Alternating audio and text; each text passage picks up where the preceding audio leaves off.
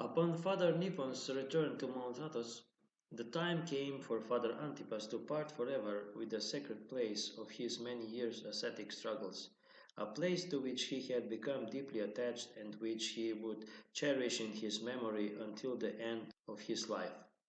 Father Nipon appointed him as a steward of their dependency in Yashi.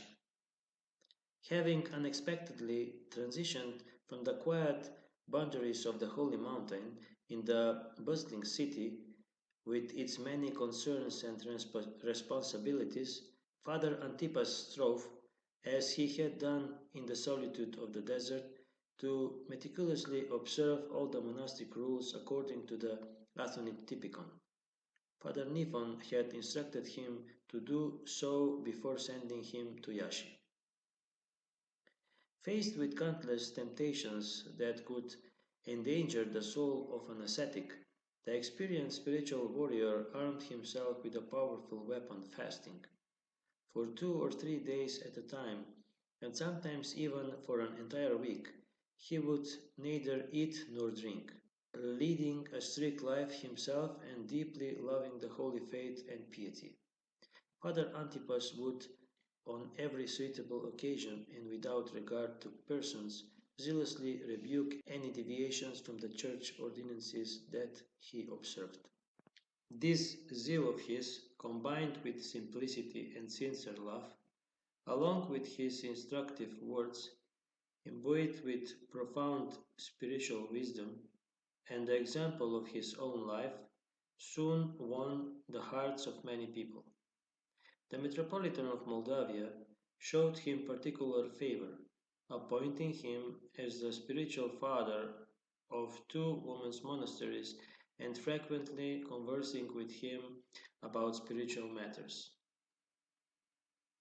During his years of ascetic struggle on Mount Athos, Father Antipas would often experience an intense bitterness in his mouth due to his prolonged fasting. However, after 2 years in Moldova, this bitterness transformed into an extraordinary sweetness. Puzzled by this phenomenon, he sought an explanation from the Moldavian hierarch. The Metropolitan explained to him that this sensation was the fruit of fasting and noetic prayer of the heart, a divine consolation by which the Lord strengthens those who labor on the path of salvation. The Venerable Isaac the Syrian speaks of this. The Metropolitan concluded his explanation. The Lord Himself, by His ineffable grace, transforms the bitterness of ascetic struggle into His incomprehensible sweetness. In accordance with the general goodwill that everyone who knew him had toward Father Antipas, the affairs of managing the dependency were running smoothly.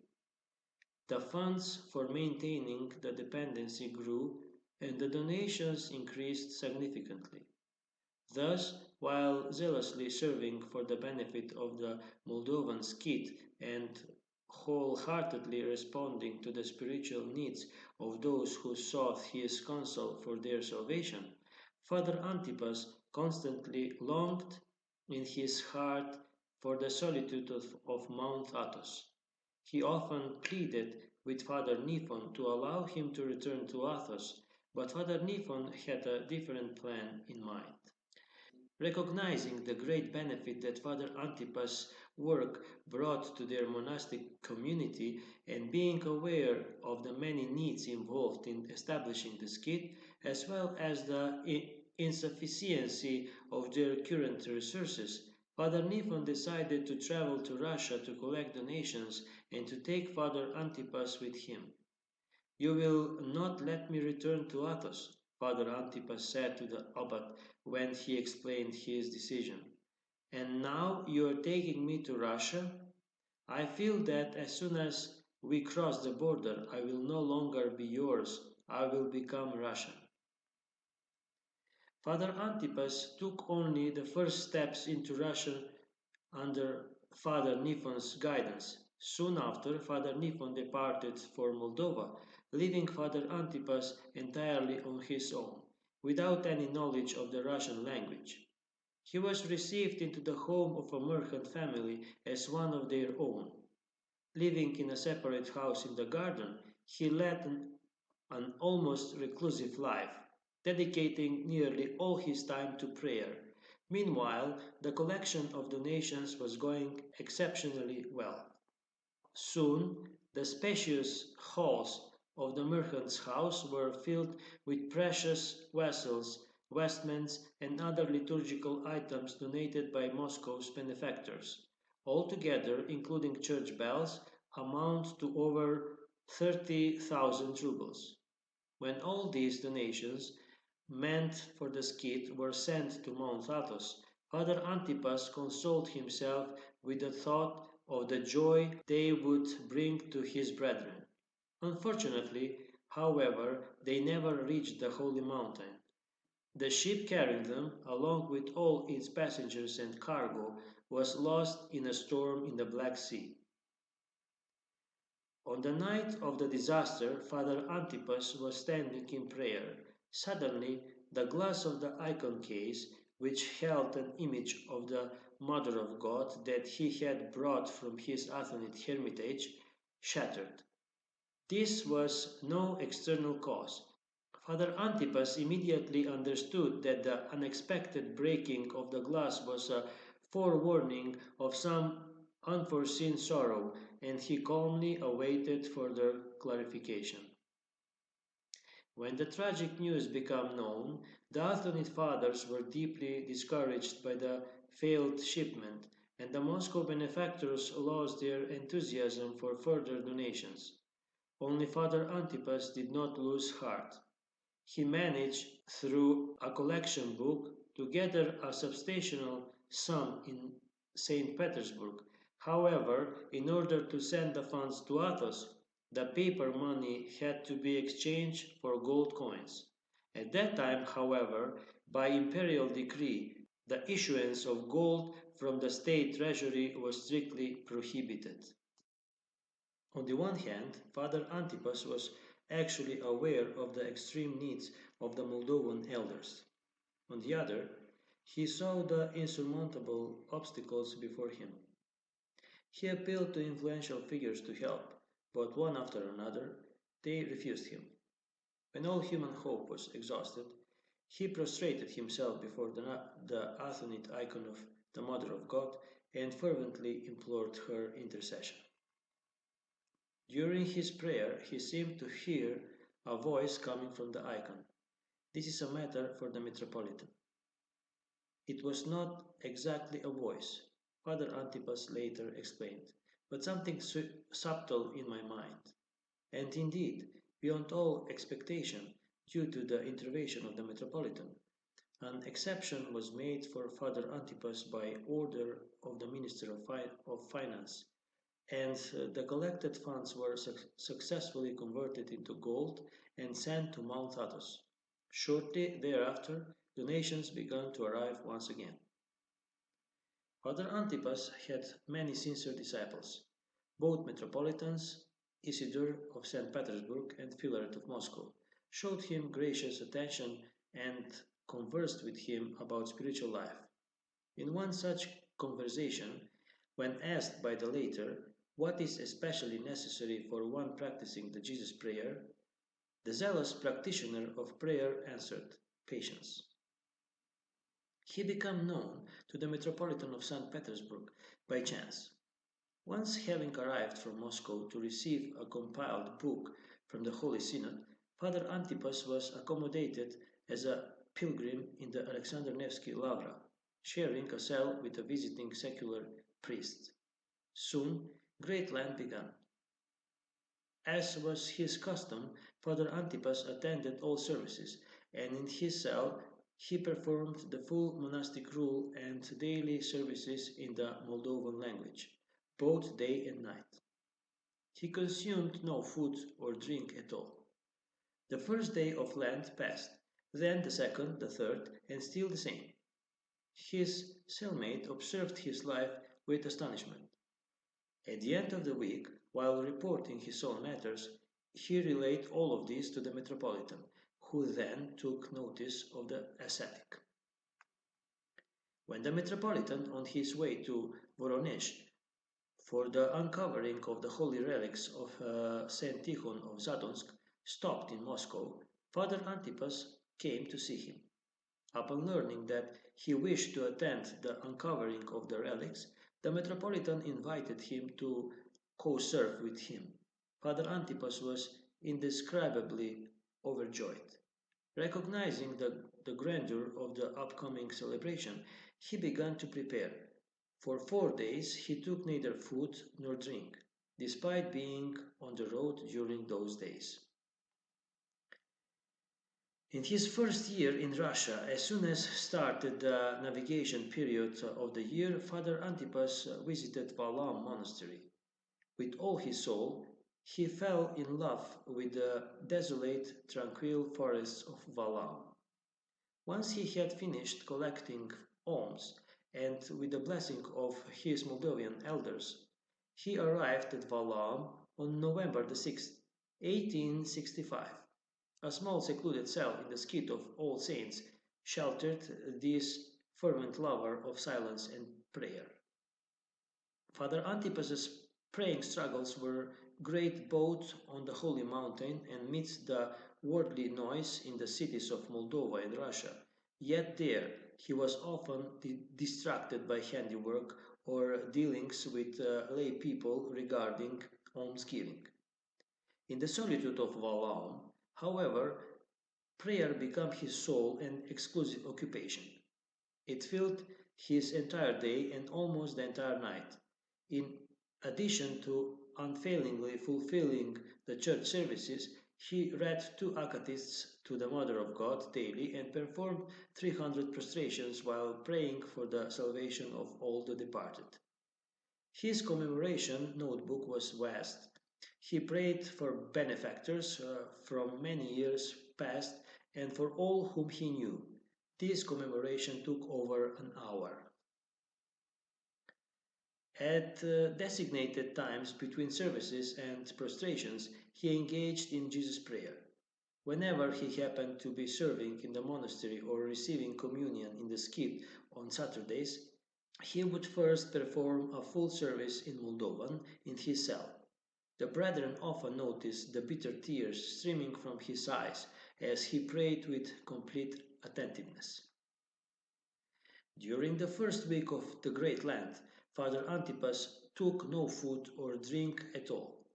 He maintained the same strict fast on Mondays, Wednesdays, and Fridays throughout the entire year, as well as on the eves of Christmas and Theophany. Even in his final illness, when his mouth completely dried from intense fever, he did not allow himself to ease his suffering with even a sip of water. On the 4 non-fasting days of the week, he subsisted on the food brought for meal on Saturdays. Father Antipas, when he was coming to the monastery, he was confirming himself to the monastic order.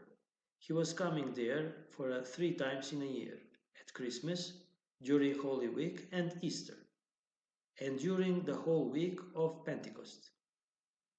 In addition to these days, his need for spiritual conversations with those close to him, who came specifically for him to Valam, brought him there too. Although the visits of these individuals were extremely burdensome to him, he always responded to them with the fullness of boundless hospitality. Here, for whole days, the hermit would be in the company of women, drinking tea and eating. How can you combine the prolonged skid fast with such an unexpected permission? Some of the fathers at Valam asked him in confusion. It's strange. He answered them with the words of the Apostle Paul. I know both how to be abased and I know how to abound. Everywhere and in all things I am instructed both to be full and to be hungry, both to abound and to suffer need. Philippians chapter 4, line 12. Father, you have spent much time with women. Didn't impure thoughts ever come to you? One of his devoted disciples asked him in his last days. Never, he replied, having preserved his virginity and purity. Such thoughts cannot come to a father of children, much less can they come to a spiritual father. My only desire concerning my spiritual children was their spiritual progress and their eternal salvation. Among the admirers of Father Antipas were people with means. At his suggestion, they willingly made donations for the needs of monasteries in Russia and Athos. Sympathizing with the essential needs of the monasteries, he generally did not approve of their tendencies toward excessive grand constructions. I have seen many monasteries, he said. Everywhere they fuse and build, but fusing and building are works of vanity, worldly matters. A monk's life is in the church, his work is his prayer rule. Having sought nothing on earth, and having immersed his mind in God, Father Antipas joyfully endured all sorrows, reproaches, and accusations. His deep humility and constant readiness for self denial gave him to complete ability to always maintain a calm inner peace. He lived in extreme poverty, his cell was completely empty. There was neither a bed nor a chair. There was a small table instead of a lectern and a wooden staff with a crossbar on which, in the struggle with sleep, he leaned during vigils. There was a felt on the floor on which he sat and on which he took brief rest. Living in such poverty himself, Father Antipas responded with love to the needs of the brethren. Having loved Balaam with all his soul, he said, I have one treasure, this icon of the Mother of God, and I will not give it to anyone. I will leave it only to the monastery of Balaam. Having spent many years in strict asceticism, Father Antipas did not damage his health. In general, he had a healthy, strong constitution. He never sought medical help or doctors. Accepting sickness as a gift from the Lord, he expected healing from him as well. Judging by his cheerful appearance, it was hard to imagine that he would soon move to the heavenly dwellings. Within 1 year, a severe cough completely weakened and dried him out, leading to a peaceful death. During the year of his illness, Father Antipas spent Holy Week and Easter at the monastery. On Great Saturday, he attended the Divine Liturgy. Afterward, he said to his closest disciple, During the communion, I was in the altar and looked from the southern doors into the church. The monks were already receiving communion, and the faces of some were shining like the sun. I had never seen this before. In the deep autumn of the same year, Father Antipas stood in his cell in prayer. Suddenly there was a noise. The Athonite icon of the Mother of God moved by itself. Other icons that had been on it fell, and the icon of the Mother of God gently moved through the air, traveling a full 2 meters, and stopped on Father Antipas' chest. The elder was startled. With reverence, he took the icon and placed it back. He only revealed this vision 3 days before his death with tears and amazement. Father Antipas's illness progressed quickly. At his request, his last rites were performed. He was visibly fading. 2 days before his death, during Vespers in the monastery church, something struck the floor with a loud noise. It was a novice elder who had suffered a stroke. They explained this to the abbot, who blessed them to take holy water and sprinkle the sick man. They thought he had fainted. It turned out that he had already passed away. That night, Father Antipas especially suffered. By morning, he felt better and turned to his surrounding disciples with the question, "Who died in this monastery?" Since no one had yet come from the monastery to the skip, the disciples answered, "No one." "No, someone died," Father Antipas responded. "An elderly man in the church. It was hard for him. The abbot ordered to give him water. It didn't help. He died." The disciples listened in confusion. Around 11 o'clock, a spiritual father arrived at the skip, and only then it became clear that Father Antipas, laying in the skip, which was 3 kilometers away from the monastery, had spoken about the incident as if it had happened before his eyes.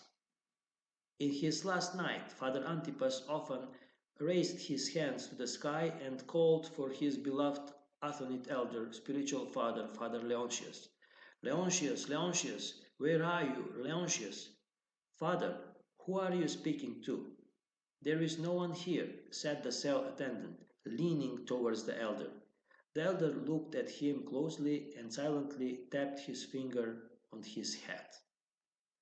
By morning, feeling the approach of his departure and desiring to receive the holy mysteries, Father Antipas asked to hasten the divine liturgy. Having received the holy mysteries with full consciousness, Father Antipas sank into a quiet nap. 2 hours later, his closest disciple began reading the Acatis to the Mother of God, and at that time Father Antipas, who had daily offered his praises to the Queen of Heaven, quietly passed away. He died on Sunday, January the 10th, 1882, at the age of 66.